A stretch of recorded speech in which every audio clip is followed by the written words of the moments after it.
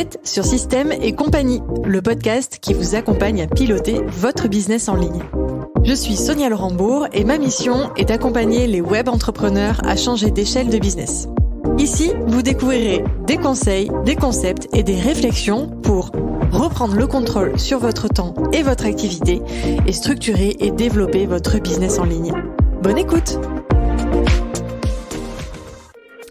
Hello, je vous retrouve pour le second défi de cette saison consacrée au pilotage de votre business. Donc, si vous n'avez pas écouté le premier défi, et entre parenthèses, je vous invite vraiment à aller le faire parce que c'est rempli de pépites, je vous rappelle ici brièvement le concept.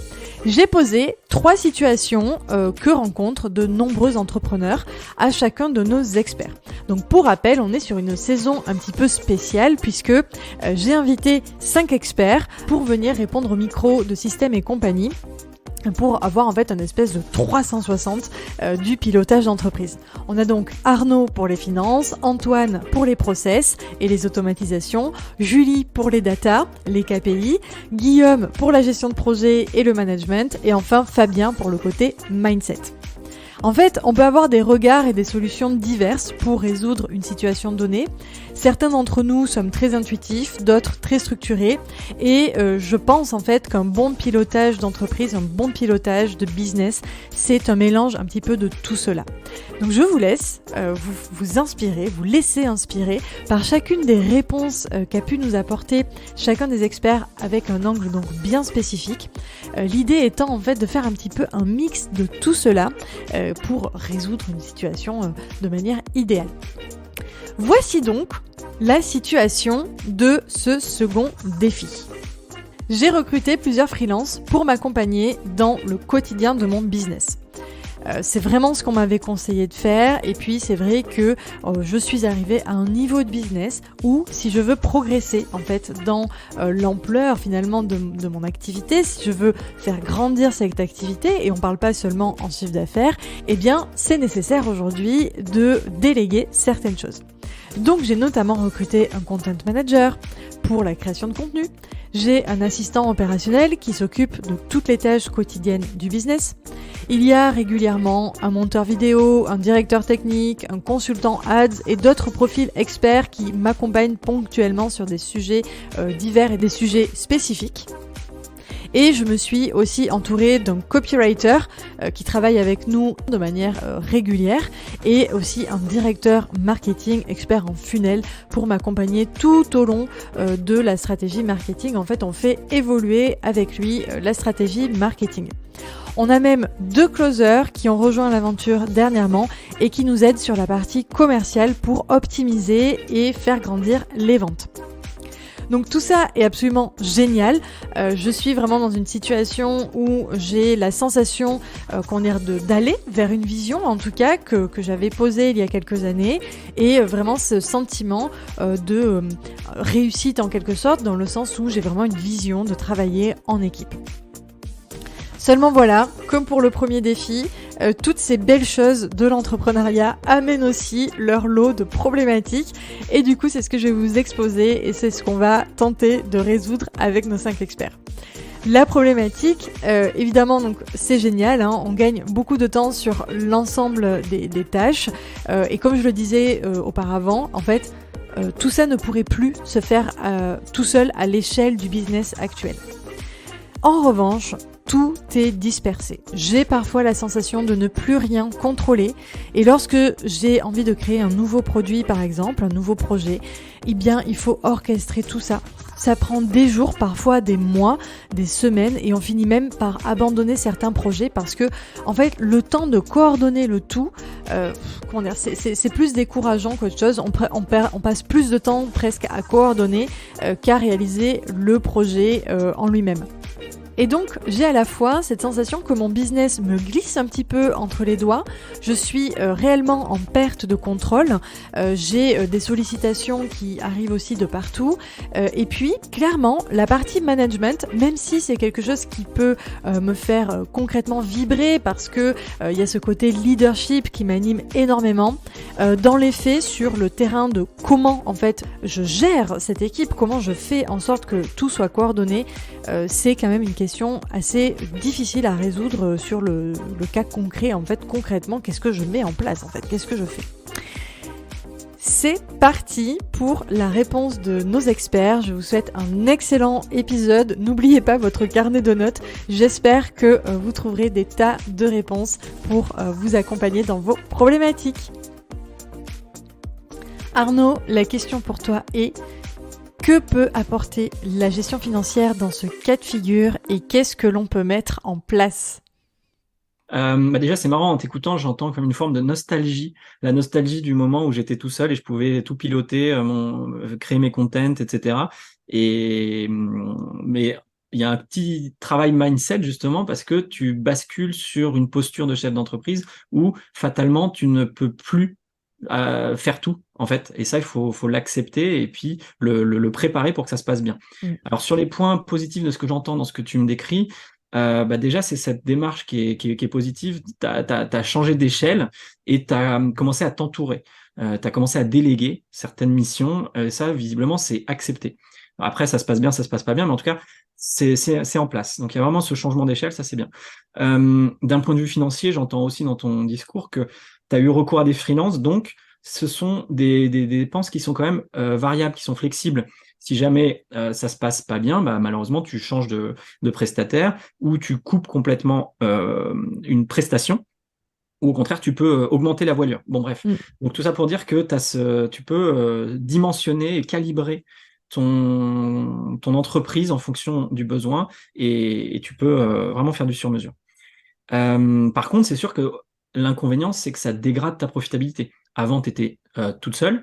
Maintenant, tu as une armée qui travaille avec toi. Donc, forcément, ta profitabilité, elle a diminué. Il faut juste s'assurer que tu ne sois pas en perte d'argent parce que, quelque part, en recrutant, non seulement ça te permet de te focaliser sur ta vision stratégique, sur ce sur quoi tu apportes le plus de valeur, ça te permet également potentiellement aussi d'acheter de la liberté, du temps, hein, de l'espace mental. Ça t'évite potentiellement de partir en burn-out. Hein. Il y a trop d'entrepreneurs qui se disent bah, je vais pas dépenser, ça me fera plus d'argent, mais qui font tout et qui du coup partent en burn-out. Et à ce moment-là, bah, vu que tout leur business reposait que sur eux, bah, tout s'arrête. Donc ça, c'est pas non plus le chemin à prendre. Donc voilà, pour les points positifs, je pense que c'est une bonne démarche. Après, dans ce que j'entends, ta problématique, elle n'est pas forcément financière, c'est une problématique de management. J'entends que les projets, c'est plus toi vraiment qui les contrôle, tu as confié des responsabilités et ça te dépasse un peu ta zone de contrôle. Donc, d'un côté, il y a un changement de posture, il faut accepter de perdre du contrôle, hein, il y a une forme de lâcher prise. De l'autre, tu es chef d'entreprise, donc tu dois avoir la vue hélicoptère sur tout ce qui se passe. Et c'est quand même toi qui pilote ta boîte, qui a pris des risques, qui demain, si tout s'arrête, tes prestataires, ils vont aller travailler ailleurs, mais toi, ton business, il sera arrêté. Donc, tu as le devoir de rester en contrôle et d'avoir de la compréhension de ce qui s'y passe et de donner tes instructions, en fait. Ok. Juste un point là-dessus. Vas-y. Des fois, on envisage la délégation donc à des prestataires comme un désengagement. C'est que le chef d'entreprise, à partir du moment où il a confié la tâche, il s'en préoccupe plus du tout. Alors que c'est pas le cas. Le chef d'entreprise, il reste au-dessus de la mêlée et il coordonne les différentes fonctions qu'il peut avoir dans sa boîte. Et idéalement, c'est même pas lui qui fait la coordination. Potentiellement, il délègue ça à une personne de confiance. Typiquement, un profil comme toi, un intégrateur, intégratrice, un OBM, qui est en charge d'être le chef d'orchestre de tous ses prestataires. Oui, complètement. Les entrepreneurs se font parfois un petit peu dépasser sur cette question de gestion. C'était pas anticipé non plus, tu vois. C'est un peu sur le premier défi, tu sais, on parlait de zut, je me suis fait je me suis fait prendre en fait par la croissance de mon entreprise. Et là, dans ce cas de figure-là, on a anticipé ou en tout cas on a répondu aux besoins de l'entreprise, aux besoins de croissance. Donc ça, c'est cool. Mais du coup, à côté de ça, ce qui n'a pas forcément été anticipé, c'est le côté gestion. Donc là, ce que j'entends, c'est ah oui, mais en fait, déjà, premièrement, ok, t'as la sensation que ça te file entre les doigts, etc. T'as pas forcément tous les outils aujourd'hui, mais premièrement, tu restes quand même chef et responsable de la coordination de tout ça. Donc, tu peux aller déléguer la coordination, en effet, sur un profil type OBM. On est là pour ça, justement, on est là pour gérer ce type de situation et d'ailleurs j'en profite pour mettre un petit mot là-dessus. Souvent on se demande quel est le moment de recruter un OBM. En fait souvent c'est quand il y a plein de freelance dans la boîte et que en fait on n'a pas envie ou qu'on ne maîtrise pas très bien la coordination de tout ça, c'est le meilleur moment de recruter un OBM. Et si je recentre sur le point financier, tu as dit quelque chose de hyper intéressant qui est maintenant que j'ai tout ce beau monde avec moi, l'idée, c'est de s'assurer de la charge en fait que représente, enfin de vérifier en tout cas la charge que représente l'ensemble de ses collaborateurs, parce que et moi je l'ai vu, je pense que tu l'as vu aussi Arnaud, on a parfois des entrepreneurs qui se mettent en difficulté, qui mettent en difficulté, comme tu dis, la profitabilité de l'entreprise, mais même ça va au-delà, c'est-à-dire qu'en fait, ça rogne, ça rogne, ça rogne, notamment sur les marges, ça rogne sur la trésorerie, parce que la croissance en fait n'est pas forcément constante et qu'on n'est pas toujours en train de faire du chiffre d'affaires en plus, en plus, en plus. En revanche, le besoin de collaborateurs, il est là, entre guillemets, on l'a créé, et donc on peut difficilement se séparer des collaborateurs pour garder d'activité.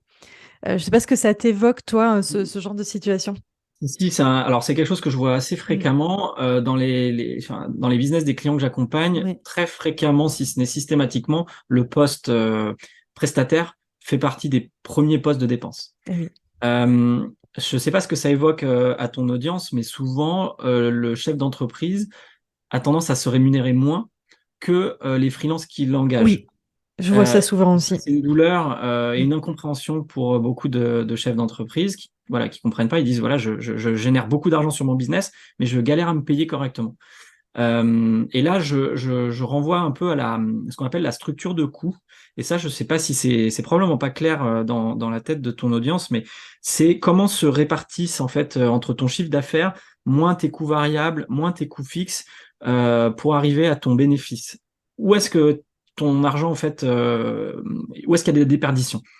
Il y a, il y a une chose dont je parle dans ma masterclass notamment qui est l'effet Titanic. Peut-être que je peux te l'évoquer rapidement, essayer de Ouais. synthétiser l'idée.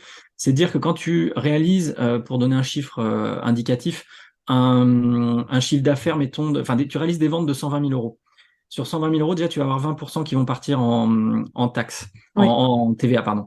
Tu vas avoir donc sur les 100 000 qui te restent, tu vas avoir peut-être 20-30% qui vont partir en coût variable, que ce soit en publicité, en commission, en affiliation, ce que tu vas verser à des closers, etc. Enfin, chacun mettra son pourcentage, mais Ouais. du coup, tu as déjà perdu, voilà, tu es déjà peut-être plus rendu en marge qu'autour de peut-être 70K. Ensuite, tu as tes coûts fixes, donc tu as tes prestataires, tu as tes équipes, tu as éventuellement, si sur la structure de ta boîte, tu as pris des formations, si tu es amené à faire des déplacements, tu as des dépenses incompressibles comme l'expert comptable, tu as peut-être des bureaux ou un coworking, etc. Donc là, tes coûts fixes, il convient de les retirer. Donc là, tu es peut-être rendu à, tu as peut-être 40 000 euros qui partent sur ton business à 100K, et donc du coup, tu es plus rendu qu'à une marge nette qui est de 30 000 euros, sur lesquels, en plus, tu vas devoir appliquer de l'impôt, Oui. donc de l'IS, enfin, soit c'est de l'IS, soit ce sera de la flat tax selon comment tu vas te rémunérer, etc. La flat tax sur les dividendes. Ouais. Bon, bref, tout ça pour dire qu'en fait, quand tu déroules le calcul, à la fin, sur tes ventes à 120K, il va peut-être te rester 15-20K en fait pour toi. Et donc tu peux te dire, oui, mais alors du coup, je suis dans une logique Pareto, j'ai fait tout ça pour à la fin récupérer moins de 20% de ce que j'ai généré, ce que mon business a Mhm. généré. C'est-à-dire que j'ai eu 80% de déperdition. Et ces 80% de déperdition, la plupart des gens ne prêtent pas attention en fait. Et tout le monde est focalisé, ce que je disais précédemment, tout le monde est focalisé sur le chiffre d'affaires, Mm. mais on ne focalise pas suffisamment, à mon sens, sur les 80% qui partent. J'ai évoqué les impôts, ça peut s'optimiser. Les coûts fixes, ça peut se maîtriser. Les coûts variables, c'est pareil, ça peut se négocier, ça peut se monitorer. Donc, cette structure de coûts, je pense que c'est important de l'avoir en tête et d'identifier où sont les premiers postes de déperdition, et c'est sur ceux-là qu'il convient de travailler en premier. Hyper intéressant, vraiment. J'espère que ça parlera à nombre des personnes qui nous écoutent. En vrai, c'est généralement le premier poste de dépense. Enfin, la structure de coût, généralement la majorité, c'est sur l'équipe. En tout cas, quand on part sur un modèle tel que je l'ai décrit dans ce défi-là. Et c'est souvent là, en fait, à la fois, on va pouvoir jouer, mais où c'est un peu délicat, c'est ce que je disais, c'est pas toujours facile. Alors, c'est facile de réduire et d'augmenter la voilure dans le sens où on est avec des freelances. Par Mm. contre, là où c'est un peu plus compliqué, c'est que on va devoir jouer sur le niveau d'activité. C'est-à-dire, si j'enlève mon copywriter, si j'enlève mon consultant ads, ben en fait, du coup, je réduis la voilure là-dessus, mais ça veut dire aussi que je réduis la voilure sur mon acquisition client, par exemple. Donc, est-ce que c'est acceptable ou pas? Donc, tout ça, c'est des questions, je pense, qu'il faut se poser. Et Et, ouais. il me vient aussi une problématique sous-jacente et qui sort du Mm. champ financier.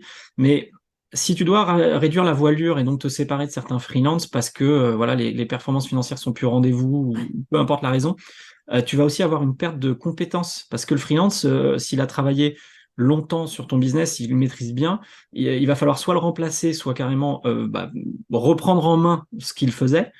Et potentiellement, on va perdre cette expérience qu'il a acquise. Enfin, voilà. Oui, oui. D'où l'importance de documenter les process. Là, on sort complètement hein, du champ financier, mais si le freelance part, il faut qu'on soit capable de reprendre au pied levé son périmètre. Oui, non, mais 300%. Alors, je n'ai pas encore, au moment où on tourne ce moment-là, enregistré avec la partie gestion de projet. Donc, j'imagine qu'on l'abordera à ce moment-là, mais complètement. C'est-à-dire que pour moi, la réponse un peu process, gestion de projet à ce moment-là, sur ce cas de figure-là, c'est capitaliser sur l'ensemble en fait des collaborateurs qu'on recrute. Et si en fait, j'en sais rien, le copywriter, pour reprendre cet exemple, met de nouveaux process en place, en fait, l'idée c'est que s'il s'en va, tous ces process-là sont écrits de manière à ce que je puisse reprendre moi en tant que dirigeant cette tâche-là, enfin les tâches en tout cas qu'il faisait. C'est très juste, hein, parce que du coup, souvent, comme tu disais au tout début, il y a des entrepreneurs qui se détachent un petit peu du coup de ces tâches-là.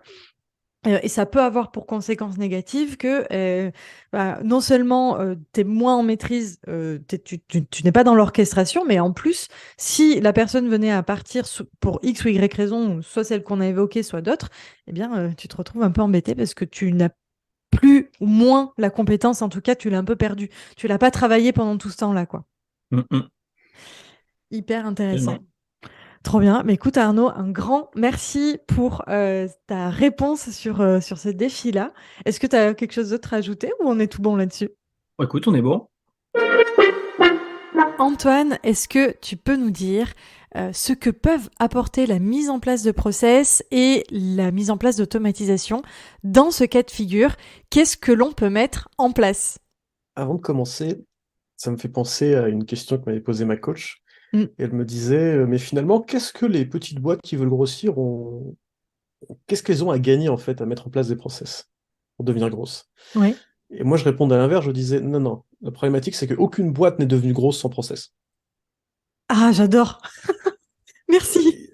Une petite notion de causalité à cet endroit-là. Oui. En fait, le point, c'est que quand vous arrivez à cette époque, d'abord, félicitations, parce que c'est pas facile. Oui, c'est ça, c'est une belle étape, Félicitations, clairement. c'est une belle étape.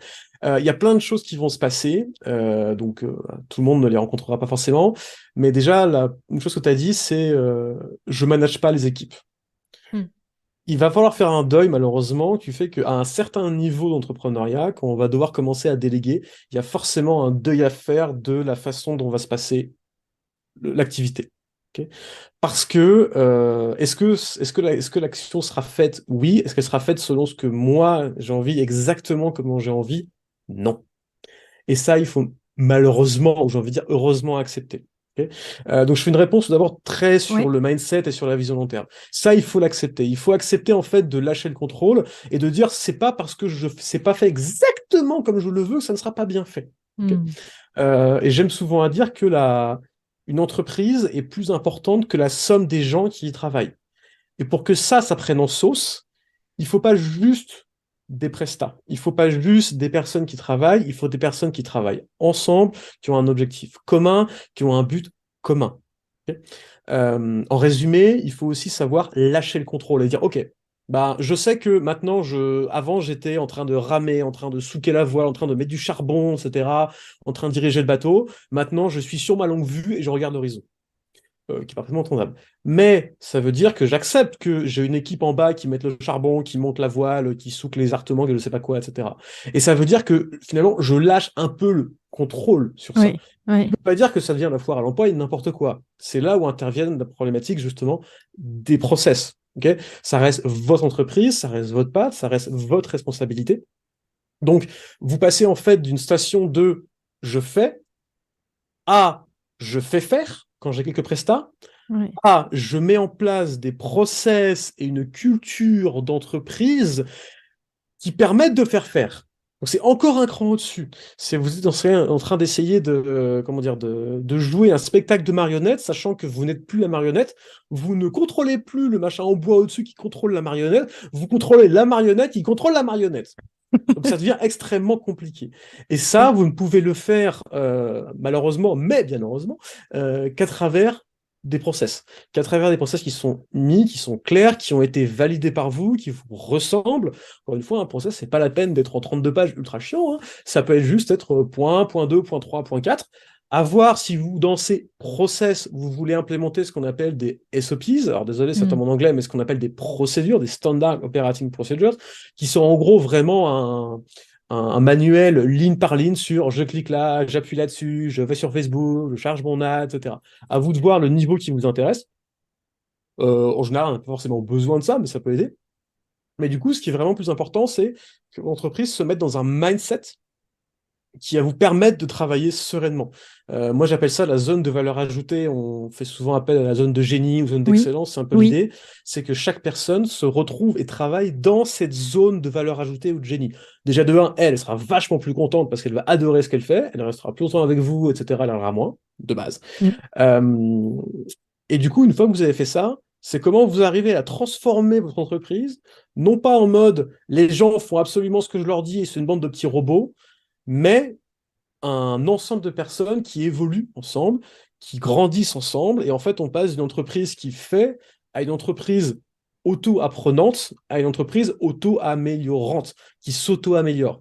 Parce que, encore une fois, je vais peut-être casser des mythes, mais quand vous avez un problème, quand vous êtes confronté à un problème, 90% du temps, ce sont les personnes qui sont sur le terrain, sur le gemba, pour le terme japonais, qui ont la réponse. Parce qu'ils savent que, etc., ils ont oublié que machin, ils ont vu que... Est-ce qu'ils l'ont mis en place? Pas forcément. Est-ce qu'ils savent à tous les coups? Pas forcément. Est-ce qu'ils ont la bonne réponse? Pas forcément. Au moins, ils ont une idée. Ou ils ont vu quelque chose qui pourrait vous servir, etc. Okay.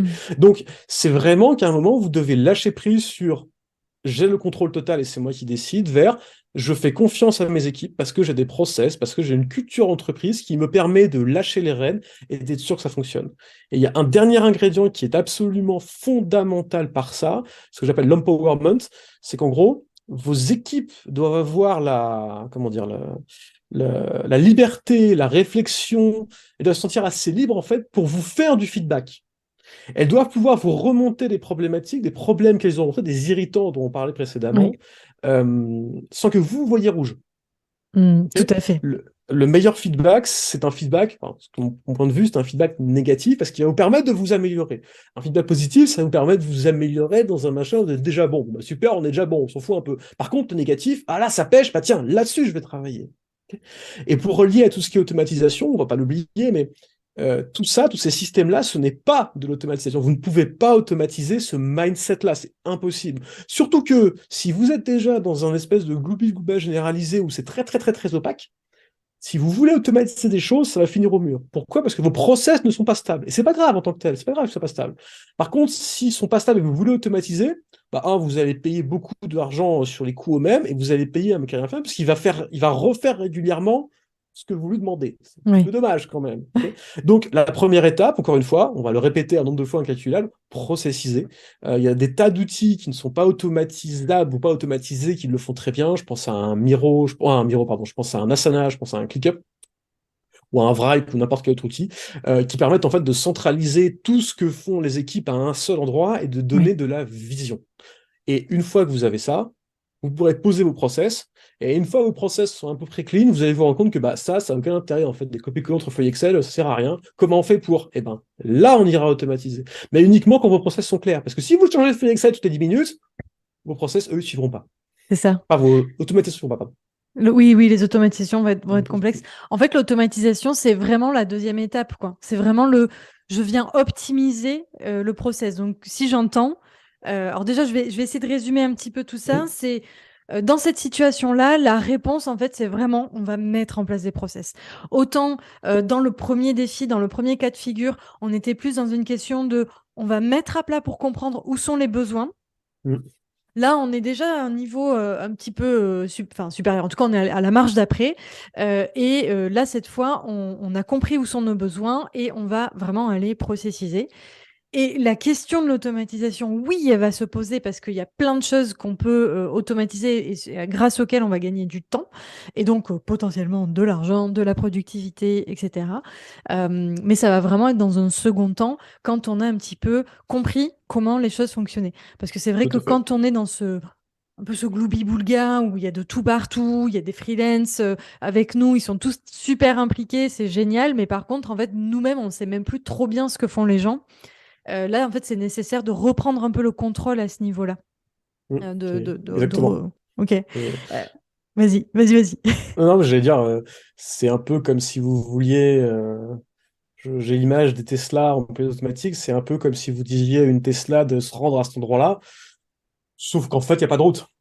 Et ben, bon courage pour y aller, hein. Vous pouvez faire ce que vous voulez, Tesla va tourner en rond, hein. Il y Et a un oui. peu cette image-là. Et d'abord, sachez ce que vous voulez faire, sachez comment vous le voulez faire, faites-le d'abord à la mano, et après seulement, on pourra Mm. réfléchir à automatiser. Mais ça vient en second, si ce n'est en troisième temps après ces étapes-là. Sinon, ça sert absolument à rien. Hyper intéressant. En fait, c'est vrai que des fois, on perd du temps sur des automatisations et on comprend pas d'ailleurs pourquoi ça marche pas si bien. La réponse certainement est ici. Ah, malheureusement, oui. Il faut comprendre que l'automatisation, elle est bête et méchante. C'est de Mm. l'informatique. Vous lui dites A vers B, elle fait A vers B. Que A se transforme en Z et que B se transforme en Y, il fera A vers B, A vers B. C'est ça. Et d'ailleurs, ça peut être assez dangereux parce que certaines autos mal configurées, sans les bons pare-feux, peuvent finir par complètement détraquer quelque chose. J'ai des souvenirs d'avoir cramé des plans entiers, perso, heureusement, parce que bah, j'avais appuyé sur un bouton et il fallait pas appuyer sur le bouton. Et là, on se dit, ah zut, c'est marrant, ça fait mal là. Donc ça peut être très dangereux et ça Ouais. peut, voilà. Donc il faut y aller doucement, il faut comprendre ce qu'on fait. Encore une fois, le faire à la main avant pour comprendre ce que ça fait et seulement après commencer à automatiser. Ok. Tu as aussi dit enfin, tu as énoncé un concept, enfin, le concept de système, qui me parle beaucoup, puisque nous sommes dans le podcast Système et compagnie. Euh, et en fait, tu as un peu explicité ce que c'est, enfin, l'essence en fait du système. Et je trouve que c'est très, très important de le rappeler. Donc, je m'arrête dessus. Le système n'est pas égal en fait à l'ensemble comment dire, des collaborateurs. Je ne sais pas si j'arrive à bien l'expliciter. Mais je vois que tu vois ce que je veux dire. C'est-à-dire que, admettons, on va dire on est 5 collaborateurs avec le dirigeant, donc allez, on est 6. L'ensemble du système n'est pas égal à 1 plus 1 plus 1 plus 1 plus 1. C'est en fait beaucoup plus complexe en quelque sorte que ça. C'est justement la somme de tout ça, de la collaboration, etc., qui va permettre au système de fonctionner. Donc il suffit pas Bon. simplement d'additionner. Et donc c'est intéressant de voir le côté process aussi de ce côté-là. C'est qu'en fait, chaque process est une pièce du puzzle qui permet au tout de fonctionner, en fait. Et tu mets le doigt sur quelque chose d'extrêmement intéressant et qui est assez peu connu ou reconnu, je trouve, c'est que moi, personnellement, quand je parle de process, je vois pas le process juste A vers B. Je vois les process de communication, les process de management, les process de C'est ça. direction, etc. Et ce qui fait qu'une sauce prend pour une entreprise, ce qui fait qu'une entreprise n'est pas égale à la somme de ses composants, bah, c'est justement ce côté communication. Parce que c'est quoi la différence entre cinq inconnus dans le parc et 5 personnes qui montent une boîte? C'est la communication, c'est la façon dont interagissent entre eux, etc. Et donc c'est de la com. Et bien souvent, malheureusement, le gros défi, d'ailleurs, je fais comme ça, le défi à ce moment-là, c'est de maintenir cette communication-là. Mm, C'est de maintenir l'alignement qu'on avait quand on est tout seul, quand on est deux ou trois, parce que bah, on est deux ou trois, ça va. Quand on commence à avoir des grosses équipes, alors tout est relatif évidemment, mais commence à avoir des équipes un peu plus importantes de 5, 6, peut-être 10 mm. personnes, comment on communique à toutes ces personnes-là, comment on les aligne, comment on les fait travailler ensemble, Et en fait, on est littéralement sur un poste, sur une job desk, comme on appelle ça dans l'industrie, de manager. On est, ou de, même un cran au-delà, parfois de leader. On n'est plus Mm. sur faire, on est sur faire ou faire. Bref. Et c'est là où le job va complètement changer. Et il faut être très clair sur qu'il y a des personnes qui n'aimeront pas ça. Parce qu'il y a des personnes qui veulent rester sur je livre le produit, je m'éclate à coacher, je m'éclate dans mes workshops, etc. Soyez conscient de ça parce que peut-être que ça va pas du tout vous amuser. Il y en a qui adorent, il y en a Mm. qui détestent. Voilà, c'est comme ça. Oui, c'est ce que tu disais au départ, en effet, c'est accepter quand on rentre dans cette phase-là, qu'on va plus du tout être dans le même délire de quand on était en mode solopreneur 100%. Et après, oui, après c'est un choix. On peut très bien arriver, et je connais des entrepreneurs, j'imagine que toi aussi, qui sont arrivés à cette étape-là. Ils ont un peu testé, ils ont recruté, ils ont fait un peu de management, de la processisation, et ils ont fait, ah non, mais en fait, moi je kiffe être avec mes clients. Donc, ils sont un peu, entre guillemets, je mets des gros guillemets à rétrograder parce que je veux pas mettre de notions négatives là-dedans parce qu'il n'y en a pas en vrai. Mais ils ont voilà, plutôt décidé d'avoir un business plutôt solo, voilà, qui a ses limites, mais qui a aussi ses avantages. Donc, pas de. Ils, ils ont peut-être, et encore c'est pas sûr, rétrogradé en chiffre d'affaires et en taille d'équipe, Mm, mais l'important c'est qu'ils aient gagné en passion, en c'est ça. fun, en kiff, etc. Et c'est qu'au C'est ça. final, c'est ce qui est le plus intéressant, c'est pour ça qu'on est devenu entrepreneur à la base. Clairement. Clairement, clairement. Voilà. Ok, écoute, un immense merci pour ce décortiquage de situation à laquelle tu as encore complètement répondu. Enfin, en tout cas, c'était bien intéressant. Merci beaucoup. Guillaume, la question pour toi, dans ce cas de figure, qu'est-ce que peut nous apporter la gestion de projet ou le management et qu'est-ce que l'on peut mettre en place? Alors, pour moi, le travers que peuvent avoir les entrepreneurs quand on commence à avoir une équipe et qu'en plus cette équipe a un certain degré d'autonomie, tant mieux, c'est le but. Oui. C'est qu'en fait, on va dire, vas-y, avant, je menais des projets, j'étais tout seul. Maintenant, il y a plein de gens, et ben, on va faire tous les projets en même temps. Et ça marche pas. Oh, t'es pas drôle, Déception, Guillaume. déception, choqué, déçu. Ça marche pas. Souvent, il vaut mieux vraiment, encore une fois, choisir, c'est renoncer. Oui. Choisir, c'est renoncer. Donc, en fait, il est plus efficace de choisir le projet phare du moment et de mettre l'équipe intégralement animée sur ce projet phare, avec des objectifs qui sont clairs, chiffrés, timés, avec des rôles qui sont répartis à chacun. Moi, j'utilise beaucoup vraiment ce qu'on appelle le RACI. Les gens, je sais pas si tu connais, ça te parle le RACI? Non, ça me parle pas. En gros, sur chaque étape d'un projet, parce que je sais pas, on lance un nouveau produit. Tiens, voilà, on en a Oui. parlé dans le défi. On lance un nouveau produit. Mais un nouveau produit, c'est plein de choses. C'est comprendre le besoin des prospects, Mhm. savoir où les trouver. Donc, comprendre le besoin, ça va vraiment être de la discussion avec les gens. Ça va alimenter ensuite le copywriting, le marketing, la pub, enfin tout ce qu'on veut. Ensuite, ça va être comment est-ce qu'on y répond. Donc, tout ça, finalement, c'est très produit au sens strict du terme. Oui. Ensuite, ça va être les systèmes de vente. Donc, ça veut dire les tunnels de vente, les bons de commande, le traitement de la donnée, Mhm. les ouvertures d'accès quand c'est de l'infoprenariat, par exemple, l'édition des factures, la gestion comptable. Donc, il y a plein de choses là-dedans. Donc, en fait, nous, généralement, donc, quand on détaille ce projet-là, en fait, on se rend compte que dedans, il y a plein de trucs. Oui. Donc, souvent, il vaut mieux rassembler l'équipe, les informer sur le projet dans sa globalité. Voici ce qu'on va faire. Moi, ensuite, j'aime bien leur rendre la balle et leur dire, pour vous, dans ce projet-là, on se reparle en individuel dans quelques jours. Dites-moi où est-ce que vous voyez intervenir. Et c'est très important de leur rendre la balle. Parce qu'en fait, imposer quelque chose à quelqu'un ou avoir quelqu'un qui nous dit, j'ai envie de faire ça, d'un seul coup, le rapport au projet, c'est plus le même. L'implication, c'est plus le même, le plaisir, c'est plus le même, la motivation, c'est plus la même. Et après, ça veut pas dire qu'on dit oui à tout. Peut-être qu'on réoriente, peut-être qu'on dit bah tiens, moi je te verrais bien aussi là-dessus. Ça, écoute, je comprends, mais peut-être que machin est plus pertinent. Bref, c'est un échange. En fait, le pire du pire, a fortiori quand on bosse avec des freelances, c'est qu'un freelance peut vous claquer dans les pattes du jour au lendemain. Oui. Ça, c'est déjà arrivé, je pense. Moi, personnellement, ça m'est déjà arrivé des freelances qui m'ont claqué dans les pattes du jour au lendemain. Et en fait, une des causes de ça peut être en fait quand le freelance en face, il est frustré. Et il faut savoir que les gens qui sont freelance, si on se met un peu dans leur basket, dans leur pompe, ce sont des gens qui ont parfois une relation difficile à l'autorité.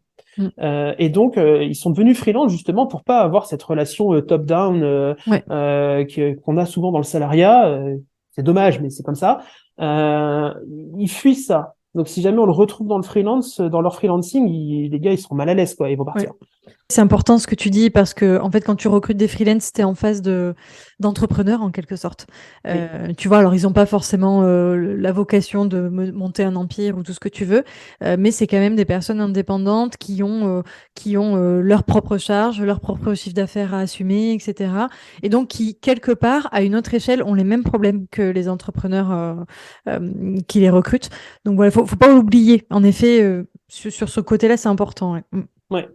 Donc c'est pour ça qu'il vaut mieux que la discussion soit intéressante, que la discussion soit partagée, c'est-à-dire que du coup ce soit par définition un échange, histoire de voir un petit peu où est-ce que les gens veulent être partie prenante ou pas sur les projets.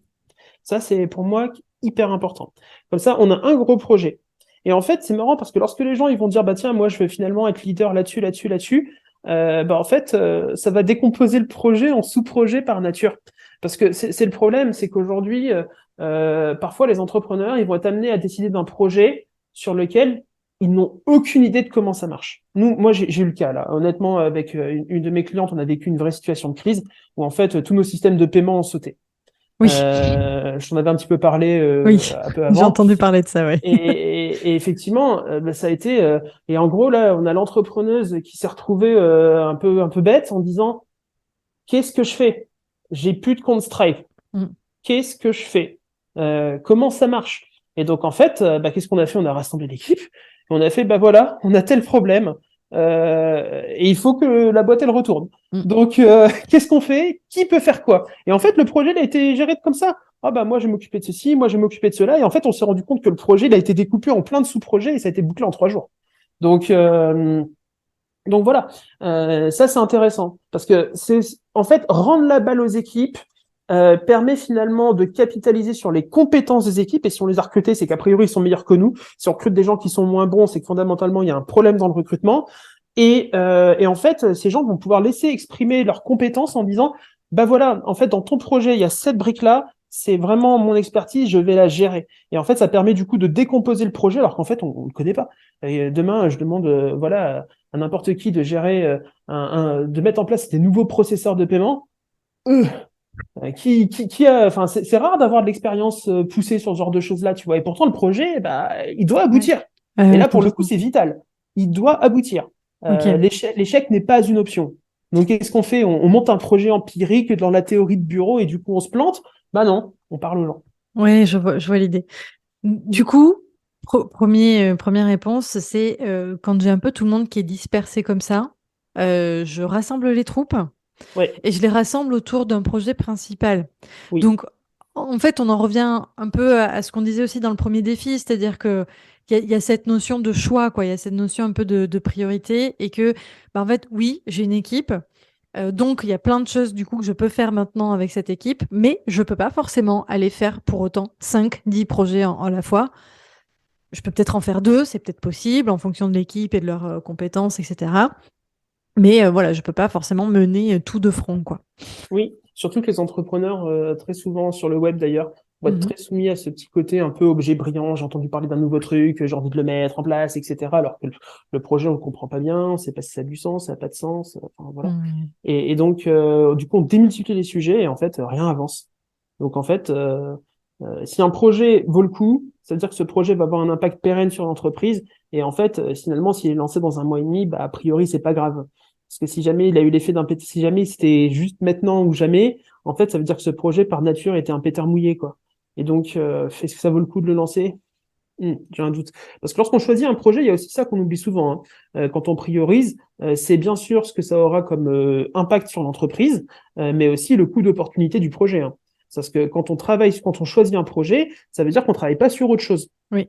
Et donc forcément, si on fait, vas-y, le dernier sujet buzzword du moment, en ce moment, on le voit partout avec ChatGPT, plein d'applications, sous-applications, sous-applications de ChatGPT. Je dis pas, la techno, elle est très bien, hein. Par contre, est-ce que c'est obligatoire de déployer ça maintenant, qui finalement est un sujet qui est peu connu, peu maîtrisé?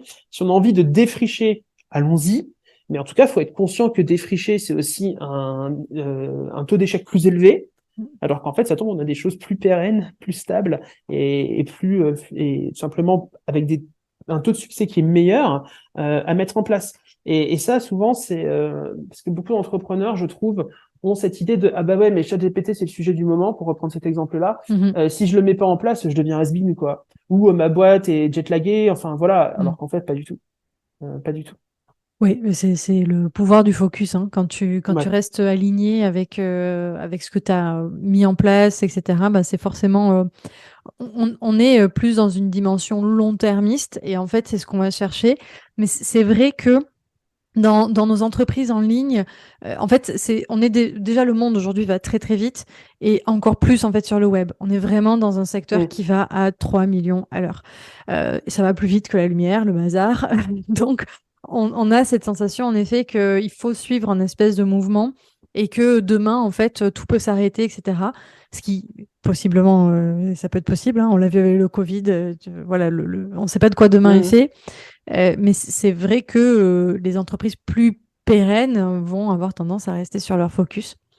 Et du coup, j'ai une petite question pour toi, c'est est-ce que tu as une méthode, une idée de justement comment je ne sors pas de cette trajectoire-là et comment je fais pour savoir en fait est-ce que c'est plus intéressant, ce fameux coup d'opportunité, est-ce que c'est plus intéressant de rester sur ma trajectoire ou pas? Parce que parfois, ça peut être intéressant d'aller saisir cette opportunité parce qu'elle peut littéralement changer ta boîte, quoi. C'est possible aussi.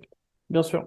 Alors, déjà, la première question que souvent, la première discussion que j'ai avec les entrepreneurs, c'est est-ce que ce projet, ils y vont par effet de mode ou est-ce qu'ils y vont par plaisir? Parce que là, aujourd'hui, on n'est pas en train de parler de boîte cotée, quoi.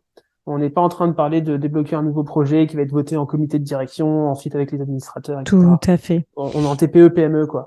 Donc en fait, ça veut dire que on a vraiment le fondateur qui est au cœur de sa boîte. Que la boîte soit centrée sur lui ou pas, c'est pas le sujet, mais en tout cas, il est là tout le temps, au quotidien. Et donc, est-ce que ce sujet lui fait plaisir? Pour moi, c'est un des premiers critères. Parce que si jamais c'est là, il va se dire, ben oui, ça me fait plaisir, j'ai envie de ça, ok, très bien. Ou ben non, et finalement, c'est pas que ça me fait plaisir, mais j'ai peur de passer à côté d'un truc. Ça, pour moi, ça c'est une mauvaise décision, parce que on n'est pas en train de se dire, j'ai un gâteau, j'ai un marché qui fait, je dis une bêtise, 10 milliards, j'en représente déjà 3. Et je vais aller chercher ensuite, je vais chercher à représenter 3,1, 3,2, 3,3, où là, effectivement, chaque part de marché est durement gagnée. Enfin, là, on s'adresse à des TPE, PME. Donc, en soi, ne pas satisfaire un sujet de mode, en général, un TPE, PME va faire 1, 2 millions peut-être sur un marché qui va en faire, qui va faire 2 milliards. Donc, en fait, le gâteau est tellement grand que tu peux aller le grappiller absolument partout. Et donc, forcément, non, souvent, je n'y vais pas par peur de... souvent, c'est le bon move, en fait. Parce que, en fait, les opportunités, quand on a une TPE, il y en a plein. Il y a plein de façons de générer du chiffre. C'est vraiment pas ça qui manque. C'est important, je pense, cette remise en contexte, tu vois. Ouais, mais c'est une bonne métrique, hein. C'est une métrique qu'on met pas d'ailleurs officiellement dans les outils de pilotage, mais qui est très importante. T'en parlais déjà dans ta présentation. C'est la pénétration de marché. Ouais, clairement. Mais du coup, c'est intéressant ce que j'entends. Enfin, moi, je traduirais ce que tu as dit de cette manière-là, c'est-à-dire, en gros, si je suis Adidas, je peux pas passer. Enfin, je peux pas. Il vaut mieux pas que je me permette de passer à côté du dernier truc à la mode, parce que, en fait, là, clairement, mon entreprise peut en pâtir. Versus, en fait, quand tu es entre guillemets petit entrepreneur solo avec voilà quelques salariés, quelques freelance autour de toi. Solo founder, quoi, on va dire ça comme ça. T'as tellement de flexibilité et de facilité en fait d'aller d'un sujet à un autre, etc. Que en fait, si celui-ci t'es pas dans le plaisir, tu peux très bien prendre la prochaine opportunité. Il y en aura forcément une. Et comme tu dis, il va pas y avoir besoin de voter en fait. Au prochain codir, est-ce qu'on prend cette discussion, cette direction, les budgets, les machins? Non, c'est toi qui vas ouvrir ton outil de pilotage, tu vas regarder les finances, ça te fait plaisir, il y a une opportunité, boum, tu vas pouvoir la saisir. En plus, tu as des équipes qui sont également a priori flexibles, ils sont en freelance, ils peuvent faire évoluer leur temps de travail avec toi, tu peux recruter en plus, etc. Bref, ça va quand même assez vite, quoi. Ouais. Mais ce sujet de pénétration de marché, on peut aussi l'avoir quand on est une TPE. Par exemple, quand on est au local, ou moi je l'ai même eu sur un sujet d'infopreneuriat, tu vois, j'ai échangé avec une entreprise où en fait on voulait former les agents immobiliers. Parce que D'accord. les agents immobiliers, ils ont un nombre d'heures, faire simple, un nombre d'heures de formation obligatoire, soit tous les ans, soit tous les 3 ans, bref, obligatoire. Et en fait, on a beaucoup échangé et en fait, on s'est rendu compte que globalement, il y a à peu près 120 agents immobiliers et commerciaux, 120 000 agents immobiliers et commerciaux en France. Donc, en gros, on a à peu près 120 000 prospects, quoi, et clients. Et donc, derrière, après, quand on écrème ce gros chiffre, on va se rendre compte que certains sont déjà formés dans leurs agences, donc c'est même pas dans le périmètre, etc., etc. Et en fait, j'ai échangé avec une entreprise qui formait environ 1000 agents immobiliers par an. Oui. Et donc, en fait, on s'est rendu compte que 1000, on se dit, voilà, 1000 sur 120 000, je peux encore aller chercher beaucoup de choses. Et c'est vrai, sauf qu'en fait, on s'est rendu compte que vraiment, le marché ciblable, il n'était pas trop à 120, il était plutôt à 80, pour plein de raisons. En tout cas, c'était ce que sortaient les études à ce moment-là. Je me permettrai pas de donner les dates parce que, bon, voilà. Et en fait, on s'est dit, voilà, mine de rien, 80 000 personnes potentielles, 1000 personnes ciblées. En face de nous, il y a des très gros acteurs institutionnels, etc. Finalement, tu as un taux de pénétration de marché qui va être globalement de 1,2, 1,3%. C'est déjà pas mal. C'est pas mal de pénétrer un marché à plus d'1% quand on a une TPE. Donc, et en fait, du coup, là, c'est posé la question de la diversification produit. Moi, j'aime bien cet éclairage de la pénétration de marché quand, par exemple, quand on a un sujet produit, qui était un peu le sens du défi aussi, Oui. de se dire, j'y vais pas. Parce que parfois, grappiller des parts de marché, ça se fait avec les dents, quoi. Donc voilà. Ok, merci beaucoup Guillaume pour ces éclairages. Si je résume un petit peu, on recentre. Oui, Hein, on a une équipe qui est un peu partout, on perd le contrôle. En fait, j'ai envie de dire, j'ai l'impression de m'entendre. En fait, la réponse c'est la même que pour le premier défi, hein. On fait une petite pause, et on fait des choix. c'est ça, Et tout on fait des simplement. choix. Alors après, j'ai beaucoup parlé de projets pérennes pour Oui, l'entreprise. Les projets one-shot peuvent avoir du sens. Parce qu'à un moment, une opportunité, parfois, ça vaut le coup d'aller la oui, chercher. Notamment parce qu'elle va générer un pic de chiffres et que du oui, coup, ça va permettre de subventionner le projet pérenne derrière. tout à fait. Ça, il faut pas l'oublier, parce que souvent, on se dit comment je trouve le budget pour mener le truc, tu vois. Alors là, forcément, une action coup de poing, moi j'appelle ça une action tactique, par Tout à opposition fait. à une action stratégique, peut avoir du sens. Parce que du coup, ça permet de générer un pic de trésorerie, pic de chiffre d'affaires et donc pic de trésorerie. Ok, c'est ponctuel, très bien, sauf que cet argent, on le prend et ça va permettre de subventionner le projet pérenne. Donc, les projets court terme, oui, je pense qu'il ne faut pas que ça. Je pense que c'est une faute de gestion de penser que des projets court terme. C'est bien d'en avoir. J'appelle ça des quick wins, des projets Ouais, tactiques, des gains ouais, rapides. tout à On peut fait. emmener dans toutes les boîtes. On peut emmener dans toutes les boîtes. Ça, je ne connais pas une entreprise aujourd'hui où je n'ai pas pu mener un quick win. Donc, et même en faire une fois tous les 6 mois ou des choses comme ça. Donc, j'en connais pas, vraiment. Voilà, ça c'est aussi à considérer, c'est quel est l'objectif du projet. Est-ce que si jamais on veut pérenniser l'entreprise, très bien. Si jamais ça permet de subventionner une transformation, une restructuration, des nouveaux systèmes, etc., c'est autre chose. Hyper intéressant cette dernière notion qui vient bien compléter en effet ce qu'on vient de dire. Trop bien. Merci beaucoup Guillaume pour ton éclairage sur ce défi. Et puis on se retrouve sur un prochain épisode, un prochain défi. Ça marche. Ciao. Salut. Julie, j'ai une question pour toi. Dans cette configuration, qu'est-ce que je peux faire en termes de data, en termes de suivi des métriques? Alors, je te répondrais que la data au sens large, ça peut t'aider dans le sens où, en fait, ben, il faut que tu puisses avoir une vue de ce qui se passe. Et pour moi, c'est ça, en fait, la data. C'est pouvoir, en fait, compiler toute l'information pour comprendre, en fait, le process. Et je dirais que ce sera intéressant, tu vois, de lister tes différentes tâches, de compiler des informations pour pouvoir un peu analyser quelle action prend quel temps. Tu vois, il y a des outils qui permettent d'aider pour ce genre de choses. Il y a des toggles, il y a Oui. des outils dans ce style-là. J'en utilise d'ailleurs moi-même aussi pour me rendre compte en fait du temps que je passe sur certaines tâches. Parce que parfois, on a l'impression que ça prend 2 secondes, mais en fait, ça va te prendre 2 heures. Donc, en fait, ça rejoint un petit peu l'essence même de la data, c'est savoir ses pouvoirs, tu vois.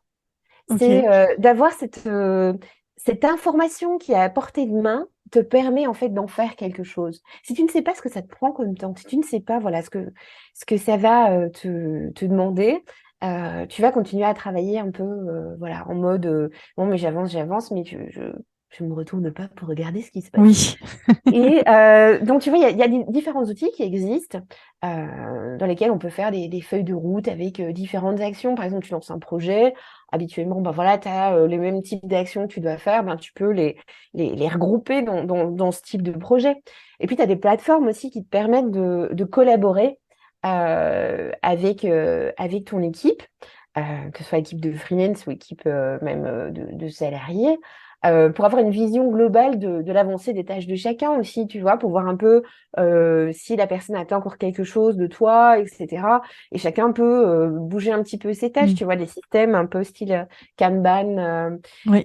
où tu peux utiliser ça, tu vois, des outils comme Trello Mm. te permettent quand même d'avoir une bonne vision des choses. Moi, quand je travaillais dans des grandes entreprises et qu'on travaillait avec des boîtes de consultants externes, etc., pour avancer sur des projets de développement d'un nouveau funnel de conversion ou autre, ben, on avait cette vision, tout était découpé en tâches et on voyait où on en était par rapport à ça. Et si, ben voilà, on avait dû refaire le même type de funnel, ben, on aurait pu repartir sur une structure qui était plus ou moins similaire pour pouvoir gagner du temps. Et je pense que ben voilà, c'est un petit peu le, la méthodo à adopter dans ce genre de situation où il y a plusieurs personnes en fait qui sont occupées à faire des tâches différentes au sein d'un même projet. Oui.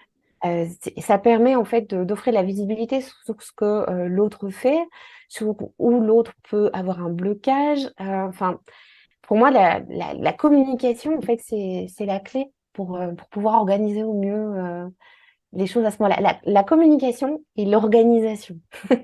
Ok, donc là j'ai entendu plein de choses, donc je vais reprendre, je vais reprendre certains points. Du coup, si je résume un petit peu ce que tu as dit, ce que j'entends c'est, alors je vais pas forcément le redire dans l'ordre que tu as décrit toi, mais j'ai entendu déjà une première chose, c'est mettre en place un système que je vais pouvoir dupliquer Ouais. les fois d'après. Donc en fait, j'imagine que l'idée, c'est aussi un petit peu de travailler en itération. C'est que cette fois, je vais mettre ça en place. Et justement, comme je monitore un petit peu tout ce que je fais, je vais comprendre en fait ce qui a été utile, ce qui n'a pas été utile.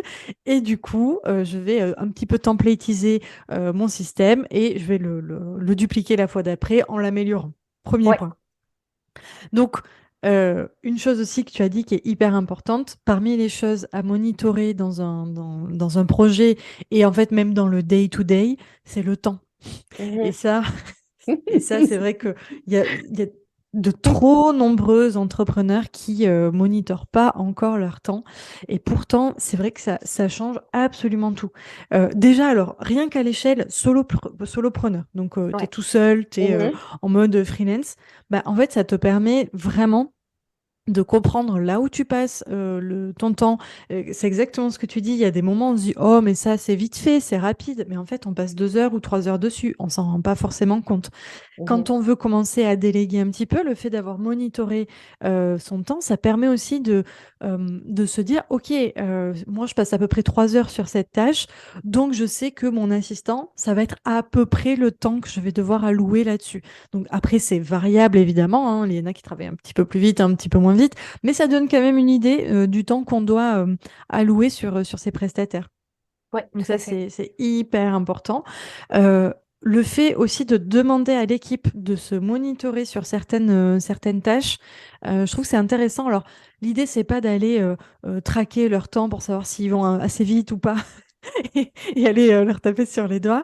Mais dans le cadre d'un projet, là tu parlais, tu vois un petit peu justement, tu as rebondi sur un des derniers aspects qui était, bah, je veux mettre un nouveau projet en place en fait, et j'ai un peu de mal à le faire parce que je trouve que c'est lourd comme sujet finalement de mise en Mhm. place. Et en fait, le fait d'aller scraper cette data-là pour toute l'équipe, c'est-à-dire mon copywriter, combien de temps il passe à peu près là-dessus, sur par exemple la rédaction d'une suite d'emails, d'une séquence mail en partant de zéro. Moi, combien je passe en fait de temps à préparer ma masterclass, etc., etc. Mais en fait, à la fin, au début, on part un petit peu dans le flou, mais au fur et à mesure, on a de la donnée, ce qui fait qu'à la fin du projet, on sait qu'un projet comme ça prend à peu près X temps en tout. X temps pour le copywriter, X temps pour moi, X temps pour l'assistant opérationnel, etc. En gros, c'est un petit peu l'idée, si j'ai bien compris. Ouais, tout à fait. Ok, ok. Tu as parlé de feuille de route. Je veux bien que tu reviennes dessus. Tu as parlé de feuille de route et en fait, l'idée de pouvoir ensuite réorganiser les tâches en types de tâches et pouvoir aller les batcher. Est-ce que tu peux me parler un peu de ce concept-là quand tu mets en place un projet? C'est c'est quoi pour toi la feuille de route? Qu'est-ce que tu fais concrètement et qu'est-ce que tu proposes en fait là-dessus? Ah, ça, c'est une bonne question. Je dirais par exemple une feuille de route, celle que moi j'ai par exemple pour le moment hein, avec les clients Ouais. que j'accompagne dans la construction d'un dashboard, hein, par exemple. Voilà, il y a différentes étapes, tu vois, qui sont, je veux dire, similaires globalement aux différents projets. Il y a des manières, voilà, de s'organiser, il y a des meetings à prévoir, il y a des moments donnés où Ouais, il faut rendre des livrables, etc. Donc à un moment donné, il y a une structure qui va être commune à ce même type de projet. je vois l'idée. Donc, de base, tu peux déjà gagner du temps en préparant voilà, des documents, des choses avec les différentes étapes, etc., en prévoyant de construire déjà à l'avance ton calendrier pour ton client. Tu pourras partager ça avec ton client et valider que c'est bien OK pour eux, pour les différents touchpoints, les différents éléments, etc. Mais je pense qu'en fait, le fait de systématiser, en fait, d'une certaine manière, les différentes étapes qui sont similaires aux différents clients, ça permet in fine, de gagner vraiment un maximum de temps. Et en plus de ça, ça renvoie une image assez professionnelle, en fait, de ce que tu fais. Parce que tu vois que derrière, c'est rodé et ça rassure aussi. Oui, complètement. Et même, alors, soit quand toi, tu travailles avec des clients, quand tu arrives et que, en effet, tu as un système comme ça qui est en place, ou soit quand tu travailles avec des freelances et Mhm. que tu leur mets à disposition, en fait, un système dans lequel ils peuvent entrer et travailler sereinement, ça change quand même pas mal les choses. Complètement d'accord. Est-ce que tu vois d'autres choses à monitorer, par exemple, dans le cadre d'une gestion de projet? À part le temps, est-ce qu'il y a d'autres données? Alors, évidemment, il y aura comment dire, les données des objectifs marketing, de vente, Mhm. etc. Mais est-ce que dans le cadre même, tu vois, de la gestion de projet, tu vois d'autres aspects qui peuvent être intéressants? Ouais, je dirais les blocages. Ouh, intéressant. Je veux bien que tu développes. Parce que là où tu as des frictions, en fait, dans tout ce qui se passe, donc si tu as des choses à un moment donné pour lesquelles tu vois, tu as des étapes, des projets qui sont mis en attente pendant un certain temps parce que la personne attend, tu vois, des news d'une autre personne ou attend Oui, la production d'un truc, etc. Je pense que c'est intéressant de comprendre justement où ça se passe. C'est pour ça qu'une vue, tu vois, en Kanban ou autre peut être intéressante parce que tu as des moments donnés où tu peux signaler que tu es en attente de quelque chose. ok. Et ça, je pense que c'est intéressant de pouvoir le visualiser aussi parce que tu peux essayer de rendre finalement ton process de plus en plus fluide, à comprendre en fait où il peut y avoir une certaine perte de temps ou de fluidité dans ce qui se passe. Ok, hyper intéressant. Du coup, si je comprends bien, dans ce que tu proposes, tu vois, typiquement, si je te demande de m'aider par la data à gérer mes projets, donc déjà, il y a le scraper le temps, regarder où est-ce que, en fait, il y a des goulots d'étranglement, des points de blocage, où est-ce qu'il y a les attentes, etc. Batcher, enfin, regrouper les tâches en types de tâches, les batcher. Et en termes d'outils, en fait, là, l'idée, c'est que toi, tu vas plutôt nous amener à travailler sur un outil de gestion de projet, type Trello, ClickUp, etc. Et en fait, là, on va pas vraiment être dans je monitore vraiment de la donnée dans un tableau Excel ou quoi que ce soit, mais je vais plutôt me servir d'un outil de gestion de projet pour aller monitorer tout ça. C'est bien ça? En fait, donc moi, je conseille de faire ça. Mm. C'est ce que moi, je fais, Oui, je veux dire, au jour le jour, etc. C'est pas mon cœur de métier à oui. moi, hein. Mon cœur de métier à moi, c'est plutôt, voilà, construire du tableau de bord, organiser les data, comprendre un peu ces data, trafic, site, etc. Je dirais que c'est plutôt voilà, des conseils d'organisation que moi je donne par rapport Je à ce que vois. j'ai appris, les méthodologies dans lesquelles j'ai travaillé, etc. Donc, je conseillerais vraiment à tous les entrepreneurs de se doter pardon, d'outils de productivité ou de suivi de Hmm. productivité dans ce sens-là pour pouvoir Oui, mieux je vois. organiser leur travail. Voilà. Trop bien. Écoute, un immense merci, Julie. Est-ce que tu as quelque chose à rajouter peut-être là-dessus ou on est tout bon? Non, je pense qu'on est tout bon. Trop bien. Un immense merci pour ce défi et on se Merci retrouve à dans toi. le prochain. Salut! Fabien, en termes de mindset, comment le travail sur soi peut nous aider à résoudre cette situation et qu'est-ce que tu conseilles de faire? Donc, je vais commencer par ça, cette frustration de l'entrepreneur. Et après, on parlera de niveau de délégation. Euh, la frustration de l'entrepreneur, en fait, tu sais, il y a vraiment une notion que les entrepreneurs qui réussissent ont en tête, parfois inconsciemment. Mm. Mais c'est que l'entrepreneur a 4 ressources à sa disposition. Le temps, Mm. l'argent, l'énergie, le focus. Ouais. Et son rôle, c'est de préserver ces ressources autant que possible. Et quand on délègue, c'est pour augmenter ces ressources-là. Alors, on augmente, par exemple, tu vois, la capacité, on parlait de la capacité. Par contre, ça prend de l'argent. Mm. Ou on va augmenter le temps, parce qu'on peut faire de choses en temps. Voilà, mais ça prend de l'énergie, etc. Donc, on est toujours dans un trade-off. En fait, c'est un peu la gestion des ressources en permanence, quoi. C'est-à-dire que tu Voilà, sais c'est que si ça, tu vas un aller compromis. piocher dans celle-ci, ça va forcément, du coup, t'amener ça, mais ça va Voilà. du coup prendre de la ressource là, etc. Ok, Le très tout, clair. c'est d'en avoir conscience. Ouais. Et une des grandes qualités de l'entrepreneur, c'est de savoir dire non. Pourquoi? Parce que la ressource la plus facile en tout cas, celle dont on prend le moins facilement conscience, Oui. et donc la plus facile à dilapider, c'est le focus. Mm. Et dans le monde des startups, on dit toujours que les startups ne meurent pas de famine, mais d'indigestion. Ça veut Ah dire ouais. quoi? C'est qu'elles ne meurent pas d'un manque d'activité ou d'un manque de clients. En fait, ou alors le projet n'est pas né. Mais si le projet est né, c'est qu'il y a un product market fit. Donc, il y a des clients. Mm. Par contre, souvent, les startups meurent d'indigestion parce que le dirigeant n'a pas su dire non. Et quand il est un peu tout flamme, tout feu, tout flamme, et il a envie de grandir, ah oui, telle proposition, bon, c'est pas trop dans le truc, mais vas-y, on prend quand même. Ah ça, oui, ok, bon, pareil, ça peut pas order, mais on prend quand même. Voilà. Et on tue la boîte comme ça. Et donc, en fait, là où je veux en venir, c'est que une des grandes priorités de l'entrepreneur, c'est de savoir dire non et c'est de mettre des œillères. Et c'est frustrant parce que quand on démarre, on est excité, on est expert et on a envie de parler au monde entier et on attend qu'une seule chose, c'est que le monde entier reconnaisse notre magnificence. C'est ça. Voilà. Et puis arrive le moment, comme le cas précédent, où ça accélère. Et là, si on continue de partir en mode soleil, on s'épuise. Si on continue de créer un nouveau produit tous les 3 mois, on s'épuise. Si on continue de partir à droite à gauche et de recevoir des notifications sur son téléphone sans arrêt, on s'épuise. Ouais. Et en fait, il faut revenir en mode laser. Tu vois, le soleil redevient un laser hyper précis, hyper pointu, et on met des œillères, et c'est frustrant parce qu'on va devoir dire non à beaucoup d'idées. On va devoir dire non à beaucoup de sollicitations. Mais dire non, c'est dire oui à autre chose. Mm. Dire non à ça, c'est dire oui à la croissance pérenne de son entreprise. Donc, on prend les idées, on les met dans une boîte à idées qu'on garde précieusement, Ouais. qu'on va revisiter, c'est pas perdu. Mais dans l'immédiat, ce qu'on veut, c'est construire des bases solides pour la pérennité, la prédictibilité de notre business. Donc, il faut mettre des œillères. Donc, c'est frustrant. Voilà ce que je voulais dire en premier lieu. Trop bien.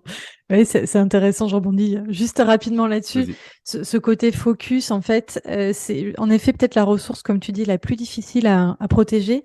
Non seulement parce qu'on n'en a pas forcément conscience, en effet, et puis même quand on en prend conscience, il y a ce côté, entre guillemets, peur, je sais pas si c'est le mot le plus exact, mais disons qu'il y a un risque. Il y a un risque quand tu décides de te focus sur une direction. En tout cas, ça veut dire que tu prends pas la deuxième direction. Et est-ce que c'est la bonne direction, la direction A, ou est-ce que tu n'aurais pas mieux fait de prendre la direction B? Donc, ouais, complètement. Et c'est pour ça Et que là, souvent on prend les 3 ou 4 en même temps, comme ça c'est. voilà, et c'est un peu l'erreur du débutant, entre guillemets, parce qu'en fait, si on prend 3 ou 4 directions en même temps, bah, on fait 3 ou 4 fois quelque chose pas bien, quoi. C'est ça. Voilà. Et là, la boussole, dans ces moments-là, comment choisir, hein, c'est ça la question, la boussole, ben, c'est la vision. C'est où est-ce que je vais être dans 10 ans. Et en fait, Yes. quand on connecte à ça, la réponse elle est évidente. Là, oui, elle est évidente et elle est simple, en fait. Tu vois, En fait, on sait, tu l'as dit tout à l'heure, on sait ce qu'on doit faire. On le sait tout le temps. Oui. Et souvent, moi, il y a une question que j'adore poser, et même me poser, c'est qu'est-ce que tu ferais si tu étais sûr de réussir? Ouh, très bonne question. Ouh, elle est bien, celle-là. Voilà. Et tu peux la tourner Ouais. de l'autre sens, elle marche aussi. C'est qu'est-ce que tu tenterais si tu étais sûr de ne pas échouer? Mhm. Ok, ouais, hyper Et intéressant. souvent, ce qui sort là, bah, c'est la réponse qui, enfin, c'est généralement très aligné avec la vision, Hmm. parce que avec ces genres de questions, on connecte non pas au mental, mais à l'émotionnel. Et donc, bah, c'est nos guts, quoi. Et nos guts tombent jamais. C'est l'intuition dont on parlait tout à l'heure. Yes. Trop Voilà. bien. Deuxième niveau de Hmm. réponse. Pour moi, la personne dont tu parles là, elle a fait une erreur. Pareil, hein, c'est pas vraiment une erreur. Tu vois, tu disais, il faut qu'on vive les choses. Il Hmm. faut les vivre. Voilà. Il faut les vivre pour avancer. Euh, Elle a délégué des tâches, mais elle n'a pas délégué des responsabilités. Yes. Donc, in fine, elle a tout autant de charge mentale. C'est-à-dire qu'elle a augmenté la capacité de son entreprise. Certes, l'entreprise va pouvoir aller plus vite parce que Oui. maintenant, il y a plus de capacité sur le montage, plus de capacité sur le community management, plus de capacité sur la réponse aux messages, plus de capacité sur tout. Mais il y a tout qui passe par elle. Et donc, en gros, elle est le goulot d'étranglement de l'entreprise. Et Mhm. quand tu te rappelles au tout début, je te disais, j'ai une conviction, c'est que la croissance de l'entreprise est propulsée par la croissance de l'entrepreneur Tout à fait. et est aussi limitée par la croissance de Mhm. l'entrepreneur. Et là, on est exactement dans le cas où l'entreprise est limitée par son entrepreneur, par son dirigeant ou sa dirigeante. Tout à fait. Donc déjà, la première étape, c'est d'en prendre conscience. C'est déjà beaucoup. Oui. Mettre de la lumière là-dessus, mettre de la clarté, reconnecter avec où est-ce que je veux aller, reconnecter avec le niveau d'énergie et tout ce dont on vient de parler précédemment pour se remettre en croissance. Parce qu'en fin de compte, quand on est en survie, hein, quand on est sous stress et on ne peut plus faire les choses bien. Donc, il faut déjà se ressourcer de soi. Et ensuite, repartir la tête froide sur quelque chose de plus constructif, c'est-à-dire déléguer des responsabilités. Donc, dans la délégation, il y a différents niveaux. Oui. Depuis, tiens, bah, j'ai telle idée, fais des recherches dessus, planifie, puis avant de démarrer, tu m'en reparles. Donc, tu vois, donc, voilà. Là, je vais donner à la personne un petit bout de mon cerveau à faire, mais bon, globalement, c'est moi qui garde la big Tout à fait. picture jusqu'à, OK, bah, tu sais quoi, j'ai telle idée, mets en place le projet et j'ai même pas besoin de ton retour. Complètement. J'ai même pas besoin de savoir. En gros, moi, ce que Voilà. je veux, c'est le feedback. Enfin, on en reparle le prochain point stratégique, quoi. Voilà, c'est ça. Et on regarde combien ça a rapporté, quoi. Ok. Donc, tu vois, donc là, c'est les deux extrêmes. Alors, évidemment, il y a différents, il y a du gris entre ce noir et blanc, Tout à fait. mais c'est ça l'idée, c'est de commencer à déléguer des responsabilités et pas des tâches. Et tiens, ça me fait penser, alors c'est rigolo parce que je sais pas pourquoi je connecte à ça, au Beboost Show. Oui. On était là tous les deux. Ouais. Et à un moment donné, j'ai pris le micro, j'ai parlé, je sais pas si tu te rappelles, Oui. et j'ai parlé exactement de ça. C'est marrant, C'est vrai. quoi. C'est vrai. Je sais plus pourquoi. Je sais plus justement. C'était Romain qui parlait justement sur son pitch, enfin en tout cas sur sa conférence. Ouais. Justement de ces niveaux de délégation. Parce qu'en fait, on confie d'abord des tâches et plus en fait on va avancer dans le business, plus on va en fait déléguer la responsabilité des choses. Donc il y a vraiment, il parlait de ces niveaux-là et c'est vrai que il y a pas mal d'entrepreneurs qui déjà, comme tu dis, ils n'ont pas forcément conscience de ça, donc ils vont retenir toute cette partie responsabilité, ils vont la conserver. Oui. Et en fait, c'est extrêmement fatigant parce que déjà, quand tu regardes, quand tu as un business solo, à la taille solo, c'est-à-dire tu fais à peu près 50-70K de chiffre d'affaires, donc c'est gérable, entre guillemets, tout seul, même si tu peux déléguer des petits trucs, hein, tu vois, tu peux déléguer, j'en sais rien, du montage, ce genre de choses, mais globalement, tu as un business que tu peux gérer seul. Donc, tu as quand même beaucoup de charge mentale, de responsabilités, etc. Et déjà, c'est beaucoup. on est rarement, enfin tu vois, moi c'est mon mon business, enfin mon modèle de business. Honnêtement, je ne m'ennuie pas. Hein. Voilà. J'imagine. Mais quand on garde cette responsabilité-là sur le 360 du business, alors que on n'a pas juste délégué un peu de montage, mais qu'on a délégué en fait clairement des pôles de son entreprise, on a délégué le pôle communication, on a délégué le pôle marketing, parfois même le pôle commercial, qui est un pôle super central, tu vois, du business, et qu'on garde en fait toute cette charge-là, c'est fatigant. Honnêtement, c'est difficile à vivre. Donc Bien oui, sûr. prendre Et conscience ça de limite ça. la croissance de l'entreprise. Et ça, mais complètement. Et donc là, on peut rattacher derrière du mindset parce que souvent, ce qui se passe, ce sont des peurs. C'est la peur d'avoir des gens qui vont faire moins bien que nous sur les choses qu'on avait l'habitude de faire jusqu'ici. Et en fait, pour répondre à ça, il faut changer de paradigme. C'est-à-dire que donc moi, je m'adresse à un entrepreneur, solopreneur qui est en train de grandir, et je lui dis, OK, oui, tu as été capable de faire le commercial, oui, tu as été capable de faire le marketing, oui, tu as été capable de faire tout ça, c'est vrai. OK, maintenant ta vision, c'est ça. Demain, ta boîte, c'est ça. Et si tu fais le commercial, le machin, le truc, le bidule de cette boîte-là, un, t'exploses, et deux, ça va être tout pourri. Ouais. Parce qu'on peut pas être expert en tout. Et en fait, souvent, le point d'entrée, c'est la compta. Parce qu'en fin de compte, c'est évident pour tous les entrepreneurs qu'il faut déléguer la compta. Et pourquoi? C'est pas moins important. C'est peut-être même encore plus important qu'un commercial, finalement. Si tu as un problème dans la compta, ça peut te coûter beaucoup plus cher que si tu as un mauvais commercial. Oui. Et en fin de compte, ça peut être un chemin de prise de conscience. Se dire, ah bah oui, en fait, j'ai pas de problème à déléguer ma gestion comptable, voire même ma gestion financière avec un DAF externalisé, parce qu'effectivement, je suis nul en chiffres. OK. Mais peut-être qu'en fait, t'es aussi nul en commerce, parce que juste tu crois que t'es bon ou t'es bonne parce que tu fais un peu, mais va parler à un vrai pro, et tu verras qu'en fait, c'est un vrai métier à 100%.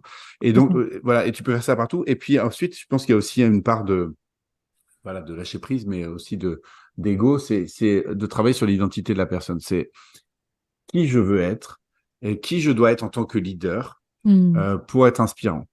Est-ce que ça passe par être un super marketeur, être un super monteur de vidéos, être quelqu'un qui répond en moins de 5 minutes à tous les DM que je reçois sur Insta, ou est-ce que ça passe par avoir su m'entourer de A-players qui sont meilleurs que moi, et de pas avoir de guerre d'ego avec eux, et de leur dire, OK, j'ai confiance en toi, on va se donner la main, on va être une équipe.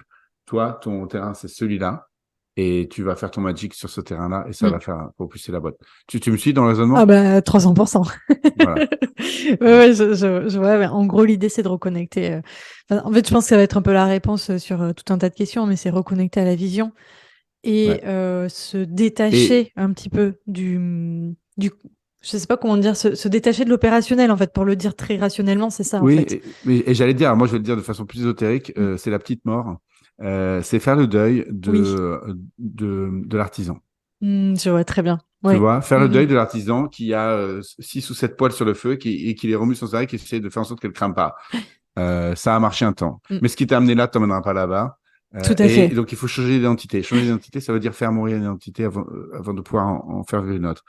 Et donc, il y a une forme de deuil. Et Complètement. voilà, ça fait partie, tu vois, d'un process. Complètement. Et cette phase-là, elle n'est pas évidente. Hein. Je pense que d'ailleurs, tu accompagnes toi beaucoup d'entrepreneurs sur ce moment de vie, tu vois, de l'entrepreneur et de son entreprise. Et pour accompagner aussi pas mal de clients là-dessus. Alors moi, c'est plus du coup sur le côté, ok, je t'accompagne du coup à mettre en place les prochains steps. Je dis pas qu'il n'y a pas de part humaine dans mes accompagnements, mais un petit peu moins. C'est vraiment un moment charnière. C'est vraiment un moment. C'est vraiment ça, quoi. C'est prendre le temps. Puis tu sais, ça prend du temps aussi, tu vois, faire comme tu dis, le côté un peu deuil. Il faut vivre ce truc-là. C'est vraiment tout un processus parce que il y a bien sûr, ok, il y a le côté process, système, recrutement, ok, tu délègues de tel niveau, etc. Ok, soit. Mais ça peut prendre beaucoup de temps dans je sais pas comment dire, dans le processus interne de l'entrepreneur à arriver à ce résultat. Donc, il faut pas aussi se mettre la rate au courbouillon, quoi. Mais tu sais, j'ai envie de te dire, ce que tu me dis, tu accompagnes beaucoup d'entrepreneurs autour de cette charnière. Alors, j'ai envie de te dire, en fait, cette charnière, elle est constante dans la vie d'entrepreneur. Oui, Je C'est-à-dire vois, que, oui. enfin, c'est pas qu'elle est constante, c'est qu'elle est cyclique. Oui. Et alors oui, j'ai accompagné des centaines de personnes autour du cap des 100 000, grosso modo, parce qu'il y a un premier cap. Mais j'ai accompagné pas loin d'une centaine de personnes autour du cap des 500. Et il y a aussi un cap. Et enfin, il y a des caps tout le temps. Il y a des caps tout le Et temps. on retrouve cette mécanique qui est toujours la même. C'est à quelle identité je dis au revoir pour dire bonjour à quelle identité. Et tu vois, et on se réinvente et on grandit. On devient, cette fameuse expression, une meilleure version de soi-même. Alors que j'aime pas pour d'autres aspects, mais qui est quand même parlante. À un moment donné, on sent qu'on est en train de jouer petit par rapport à ce qu'on peut faire. Je On vois le très sent. bien. Voilà. Et ce moment-là, c'est là où, si tu te fais accompagner, ça peut aller vite, hein, tu disais ça prend du temps. Bah, si tu te fais accompagner, ça va plus vite, ça prend moins de temps. Pour prendre conscience de ça et dire, OK, quel comportement je dois mettre en place pour que ma vie idéale soit vraie, soit réelle. Hyper puissant. Changement d'identité. Trop bien. Écoute, j'ai presque envie de conclure ce défi là-dessus, parce que ça me paraît très bien. Est-ce que tu as d'autres aspects à partager qui te paraissent essentiels, ou tu penses qu'on a fait un peu le tour? Non, écoute, non, ça va. C'est toujours pareil, on pourrait parler des heures, mais C'est ça. je pense que c'est un bon résumé pour entrer sur le sujet. Trop bien. Trop bien. Mais écoute, Fabien, Merci, un immense merci pour ce défi, et je te retrouve du coup au suivant. Salut. Merci d'avoir écouté l'épisode jusqu'à la fin. Si vous l'avez apprécié, n'hésitez pas à le partager autour de vous et à vous abonner. Vous pouvez soutenir le podcast en laissant un avis sur Apple Podcast ou Spotify. Quant à moi, je vous souhaite une merveilleuse journée et je vous dis à très vite dans le prochain épisode.